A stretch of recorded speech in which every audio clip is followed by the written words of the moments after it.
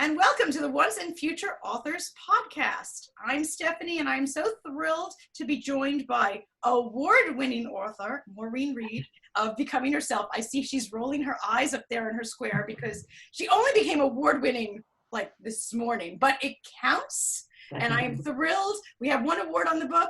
There's going to be a whole stream of them. So you better hurry up and get your book now before there are more and you can't even see her name. So welcome, Maureen. Thanks for joining us. Oh, lovely to be here. Thanks for inviting me. Still floating on that cloud of award winning. You said the funniest thing to me earlier. It's kind of like making the honor roll. Exactly right. That's what I think about. A college friend of mine sent me a note. I said, remember when we made honor roll or dean's list in college? It's that kind of recognition. Somebody said good work. Somebody that doesn't know you said good work, and it's the need for affirmation. It feels good. High achievers. Absolutely, it feels good. It's one thing for people who know you and love you to say that was a great book, right? But those strangers, you know. That's right. That's exactly right. It's the third party that's there because it's that you think are experts, whether they are or not, probably is open for debate. But compared to my friends, they're experts. Or your husband, who I don't know, is he objective? Does he really tell you what he thinks, or does he say? Oh, trust me. Oh. None since we were 19. Well, I'm married not quite as long as you are, but long enough that I've actually had to say to him for certain things. By the way, the correct response is, I loved it, honey. And my husband's correct response is, yes, dear. Absolutely. They're well trained. They're well trained, and that's the goal, is we want to train them well. That's correct. So this is book one that is now award-winning, and tell us a little bit about writing book one, and I know that you're wrapping up book two, so. Well, I think what I can do is really talk about what the difference has been between the two, since great. It hasn't been that long. So Becoming Herself took about 3 years from what I call the concept to cover. You know, I like that concept to cover. I'm going to steal it. Right. No, I actually do a little program on that. Oh, okay. Yeah. Oh, no wonder it sounds familiar. I have the flyer for your program, of course. So it's talking about a debut author at a certain age, right? So I always, as you know, had this idea to write a book, and I would do that. I periodically would go to it. I would think about it. I'd write. I'd put it down, I'd write again, I'd put it down, and I didn't know the process. So what I've learned, thanks to people like you, who've been more than helpful for this, who's been a guide, is the need to, I don't want to say there's more discipline, because I'm relatively disciplined when it comes to the work, but it's a focus. Mm-hmm. I now know, okay, so what I learned for the first book, when we were just having this chat earlier, is I didn't keep a timeline. Mm-hmm. So my character is written in the first person. And I'd write a whole piece that didn't work because the timeline didn't work. Right. The children were too young, or were too old, or she was too young. So now I keep a timeline with, and I saw that J.K. Rowling says the same thing. So that made me feel. So you're in good company. I'm in good company. And then I would go, and then I'll check it and say, okay, this is the event that would happen, and what age would these people be at that event? Mm.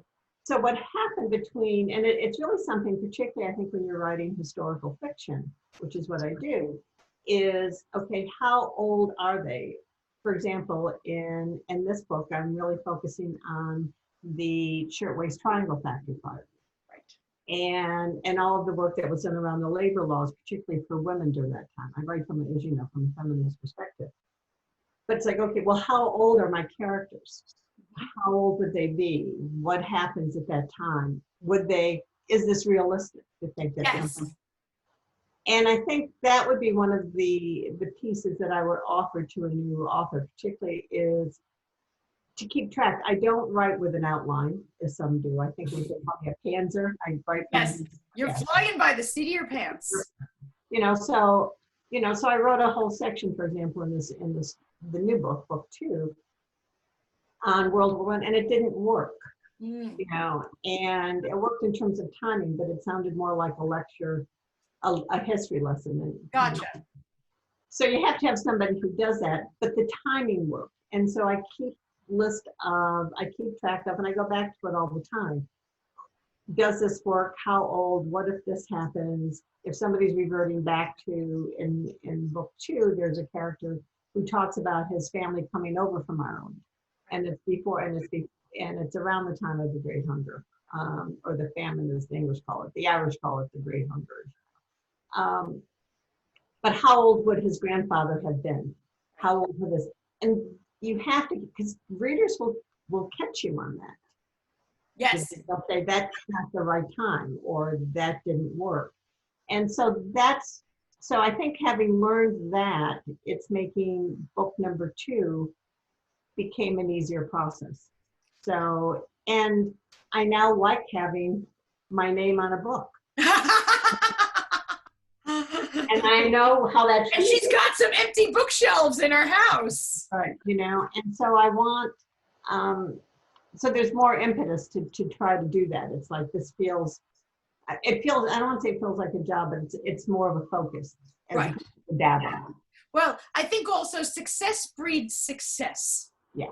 Now that you've done this, you know that it's eminently doable. Yes.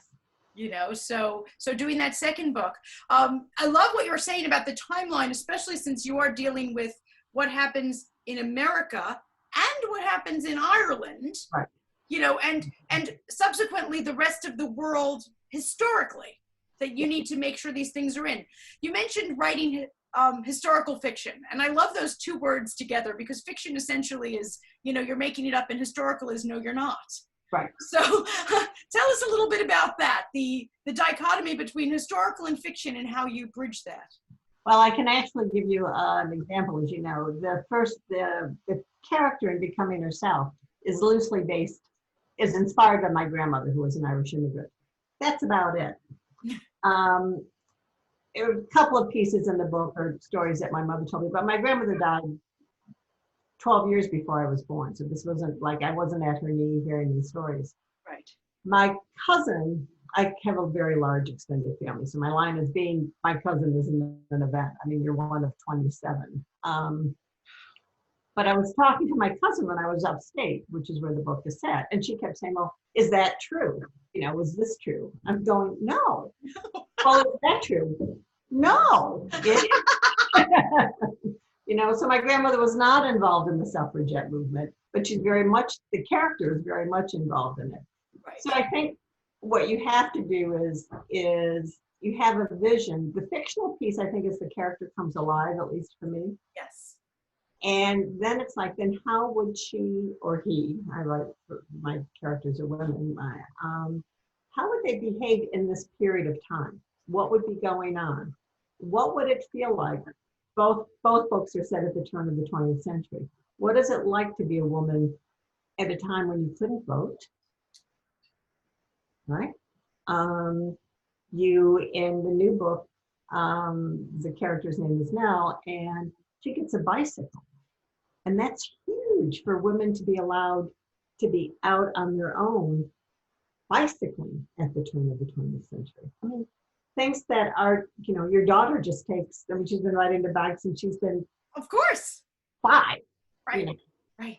In those days, it was considered potentially unladylike to do things like that, So it's that piece where I think you get into where the fiction and the history comes in. It's like, this is what was going on, which is the history. And then the fiction piece is, and what would my character be doing during that time? Love that. That's a great way of explaining it. And obviously you have succeeded. There's an award on the box. with getting it right in that what is appropriate for the time. Right. Now, obviously, you're not nearly old enough to have been there at the time. What kind of research do you do? I mean, you get to be creative, but you obviously have to know that time period. Well, it's why there are 2 places that's why God made the internet. I mean, Is that why God made the internet? That's why I decided to help me write my books. Almost anything that you can find that you have a question about, I can find. In other words, what I just said, that the Irish, Yes. How do the Irish refer to it? I can get that confirmed on the internet. You know, I can ask the question and then read to make sense. Um, so that's really for the day-to-day stuff. The other is, you know, it was a good student, so some of the history I just know. That good student is coming in. Right, you know, as I said, it feels like, you know, when you get an award, it feels like the honor roll. It was important for me to make the honor roll. The other piece is the library. I mean, I'm a big fan of hard books to sit and read, and I do get right now. I do sometimes buy books that are nonfiction. I'm reading one now on. I'm trying to understand what was happening in Ireland in the Civil War in 1920 to 1922. I don't know that much about it. So I'm reading some accounts of what people talk about. You know, I get the historical perspective. Yes.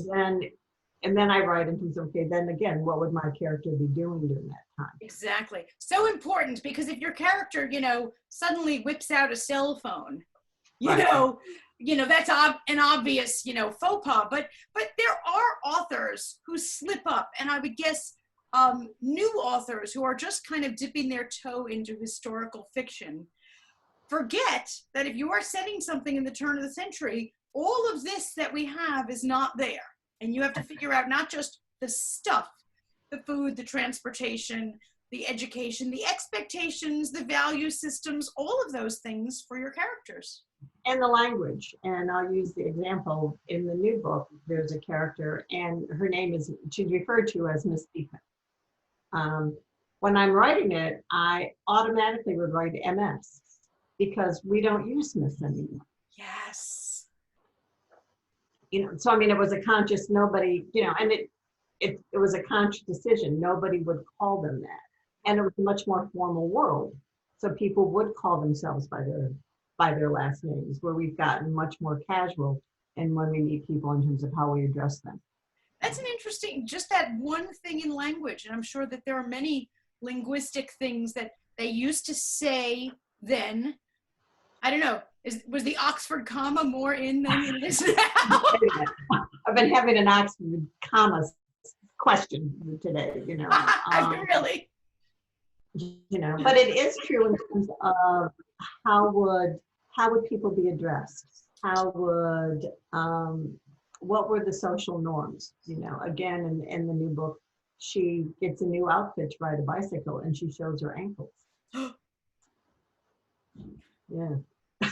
Her ankles. You know, and takes away a lot of the all of the stuff that women wore, you know, is all gone. My line is, you know, it's a story. It's a time when women gave up the corset and found their voice. I love that phrase too. Say that one again so our listeners can hear it. Right. It's the time, I write in the time when women gave up the corset and found their voice. That. You know. That's so vital. And I can't thank you enough for writing about that, so that today's young women and older women don't forget that there was a time that women had to give up the corset and find their voice. That's so important. That's huge. So you have your timeline. I'm thinking in terms of new writer wants to dive in and try some historical fiction. Make a timeline. Do some research, whether it is reading fiction or nonfiction that deals with the right time period, so that you're understanding more of what's going on, what's authentic. But then your characters are what earned the little gold seal. And they come to life, and now we feel, we cry, we laugh, we are, as far as I'm concerned, they're sitting right next to me here, and they are alive. Can you talk to me a little bit about your characters and how they've gone from just a thought and a figment to actual breathing people? I think every writer probably does it differently. They just come to me. For book 2, I initially hadn't thought of writing the book I did. It was going to be a little different, set in a different place. And the character kept coming to me. It's like I have to tell her story. And so once I started to do it, and you know, I think if you walks on the beach, walks in the park, when you're by yourself, that's where my mind works. And it would be like, this would happen. She would do this, or she wouldn't do that, or this character needs to do X, Y, or Z. And hopefully they make you want to, I like my characters. And the ones I don't like those. But I don't like the kid, But I try not to make them, and I actually have to take a look at this with this book. I try not to make even the negative characters too negative. So people can say, why would you even have anything to do with this person? Right. They're why are they flawed? What happens in terms of the flaw? But they become very real, and I think it's probably true for most authors who write a fiction. Mm-hmm. And if it doesn't, I think you could tell in the writing. Yes.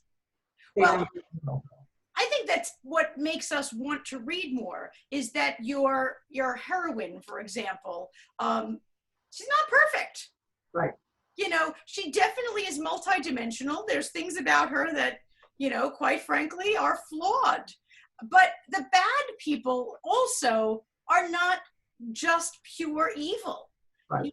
They might have started out treading down the right road. They might have even sometimes a moment in a bad situation that you look at them and remember, that's why I've been married to this person for all these years, or whatever. There were those moments, and that's authentic. Every single person in my life, even the ones that I could really do less with, I don't mind a little pandemic here and there to keep them away. They're not all bad. Right. And that's what makes for great movies and stage shows and books, is that multidimensional aspect of them. Right. And you have to care. I think that's really, I think if I care about the character, then the reader will care about it as well. Absolutely.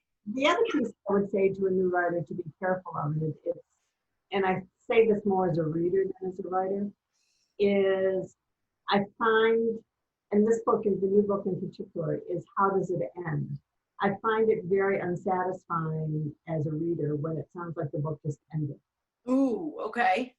It's like, okay, I'm all done with this. Right. I've met my deadline. I have my number of words in, and then, and now it ends. Right. And so I think sometimes, and I did it more for the first book than the second, but the first book I knew the ending because the ending is actually based on truth. And then backed up in terms of how have I set the stage for the ending. Right.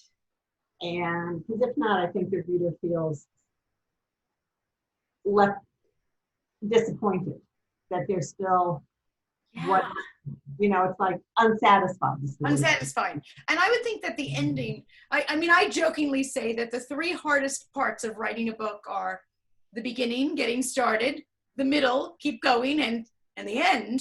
But you're so right. If I've invested hundreds of pages of my time into reading this, whether I would have written that same ending or not, I do need to have some sort of a feeling, not of, the hell was she thinking? Why did this happen? Or why didn't it happen? Or where are they? Exactly. Do these characters now, and I hear this from fiction authors all the time and love it, that they're actually in your head, that you have no choice but to write them because they need to come out. Well, and that's what I said. I had not intended to write the second book. But they needed to come out. It's got to be Nell's story. It was right. Like, okay, so now, let's go. Tell me a little bit about, characters surprising you. A character maybe doing something, and I always think this is hilarious because you're the author, but, did a character do something when you were writing and you kind of looked and said, oh, I didn't realize you were going to do that? Yeah. I think it's not so much doing something as saying something. Okay. It's like, so I know that this is what's going to happen. So let's talk about in Becoming Herself. There's a scene where Margaret, the main character, is involved in the suffragette movement and in upstate New York. and the women are disparaging, the other women are making negative comments about farmers and farmers' wives, of which Margaret is one. And Margaret really stands up and retaliates. So, but I was surprised at what she said. So as I was writing it, this is what, she would say this, and I had no idea what she was going to say. Until I love that. I love that action. I'm picturing you. Oh yeah, I did this at the computer. At the computer and channeling Margaret. That's exactly what. And so I'm amazed. I was surprised about what she said. I wasn't surprised that she was going to say something. Right. But I was surprised at what she said. Oh. So you have to, I think, go with. Now I don't know whether people who write an outline feel that as much as us painters do. Just go and start to say, where's the character going and what do they say? But if you really know your character, when I speak with writers who are pantsers, they're not just flying by the seat of their pants because they have done what you have done. That character is inside of them. And so it's not like you're just on a tightrope without a net. You're character driven rather than, say, story driven. And that doesn't mean that there's no story, don't get me wrong. But it's the characters that are driving the action. And I think that that's just so incredible. Well, and I think, and I write in the first person, so I write as the character. And I think that actually changes the dynamic as well. So they become, I'm their voice. Yes, you are. Come through me. I'm not sure if I wrote in the third person. I don't know how it would be. And I don't know how well I would write that way. I'm so glad that you mentioned that. We're talking about things to say potentially to a new author. And I don't know that many new authors realize, not that they don't understand the difference, but what a difference that one decision can make in their writing. And if an author had started, let's say I was new and I started a new manuscript and I'm 20 pages in and I feel like, I'm just not doing it. Maybe changing it to a first person narrative would inject that missing inspiration, that beam of light that was out. And that's a great thing to tell people. Well, and I think that, one of the real advantages that my husband, as you know, is an English teacher, is... Well, free editing is a biggie. That's right. But one of the things that we would talk about in terms of when we would just read the same book or talk about literature is whose voice. And I think it's, I'm very clear when I write whose voice I'm writing in, because I'm writing in the character's voice. It's like, how does this person view it? As opposed to, I don't write description well. I mean, the setting and, the wind was blowing and how, because people don't talk like that when they. Yes. So I use, I think, a model that works for me. I write dialogue better than I write description, in my view. So that's what I use, and it's comfortable for me. But I think the writer has to determine what that works for them. Yeah, no, that's true. And there are plenty of fabulous books written in the third person that are incredibly authentic.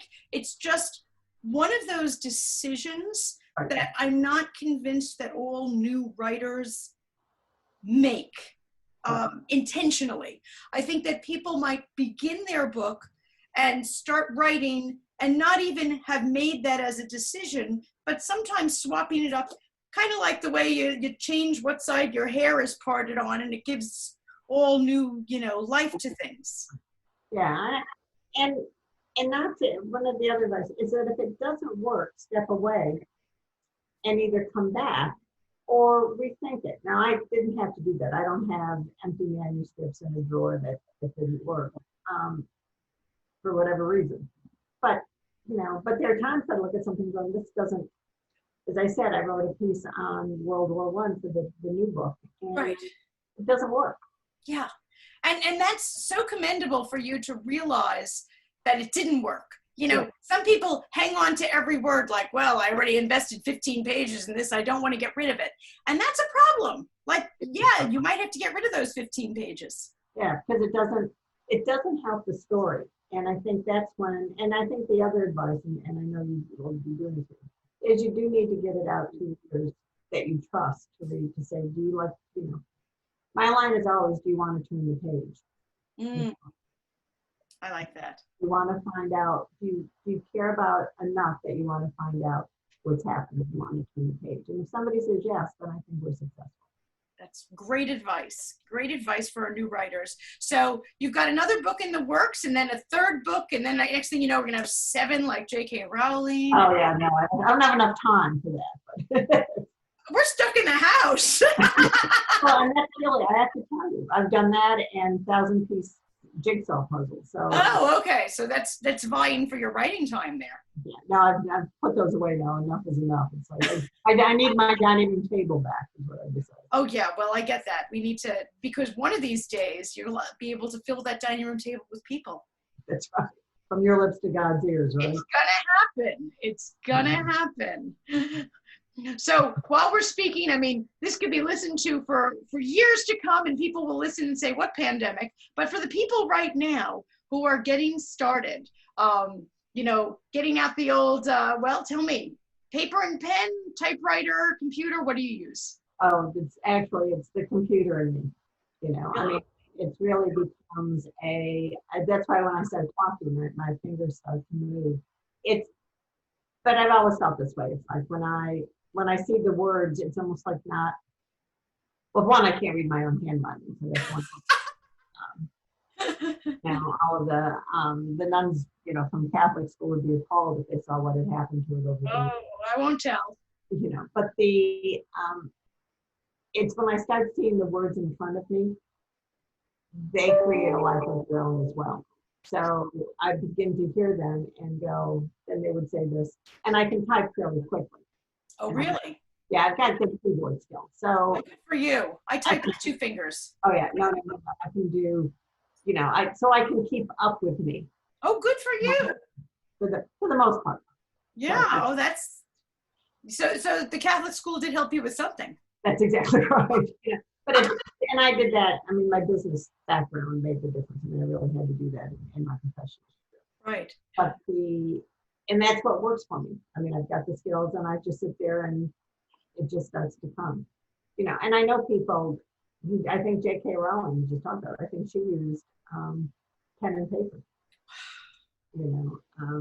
And I know Hillary Clinton used pen and paper. Wow. It's just, so I think whatever. Again, I don't think there's any right way of doing things. No. Everybody has their own, but sometimes hearing what a successful person has used almost gives us permission to try other things. Sometimes people who are on the cusp need to hear, oh, that's the way she does it. I can do that. So.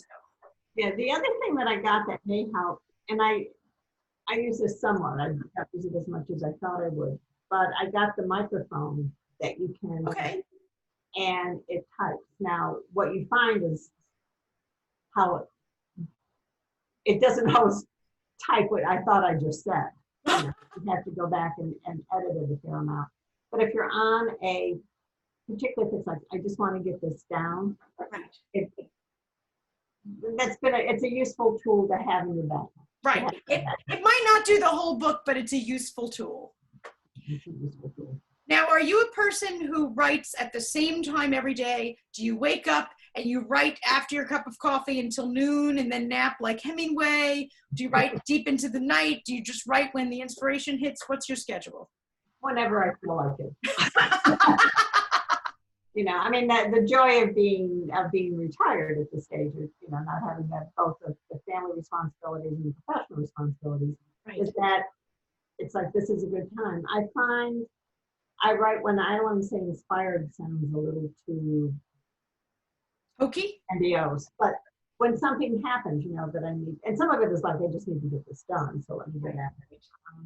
But it's much more, I'll wake a thought will come or an event will come, and it's like, let me just start writing. I find I do it midday. I mean, I think I should say it's like after coffee. Okay, so she's not a 3 in the morning writer. No. No Edgar Allan Poe with the candles. And before 1. Okay. Within those adult beverage time frames. That was my next question. Tea, coffee, or wine? What do you do? Just not coffee. Not coffee. The other two are absolutely a daily requirement. Tea and wine, absolutely.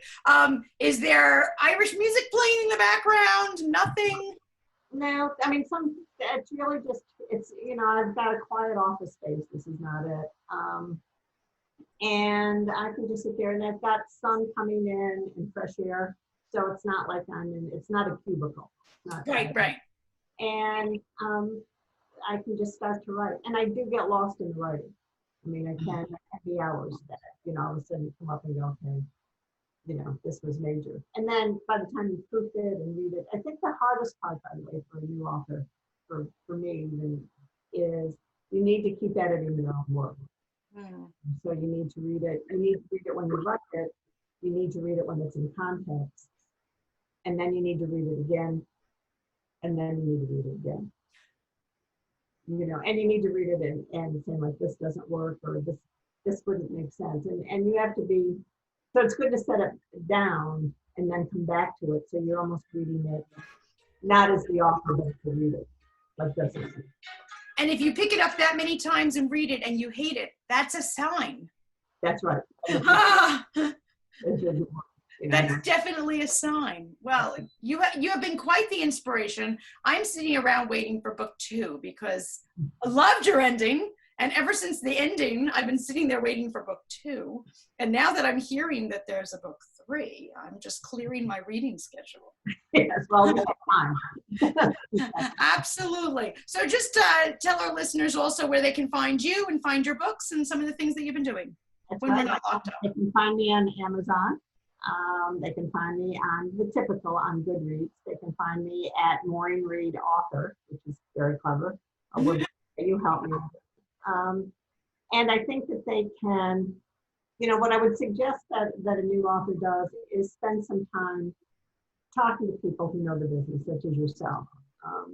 And to remember, because we talked about the creative process, and I'm just going to end with this, that it is a business. It is a business.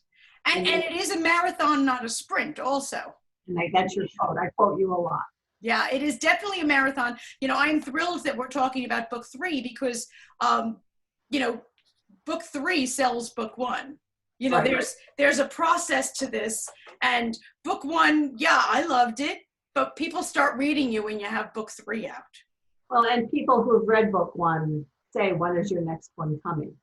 Well, that's a great sign. And even these people are waiting. The Gold Seal people are waiting for the next book too.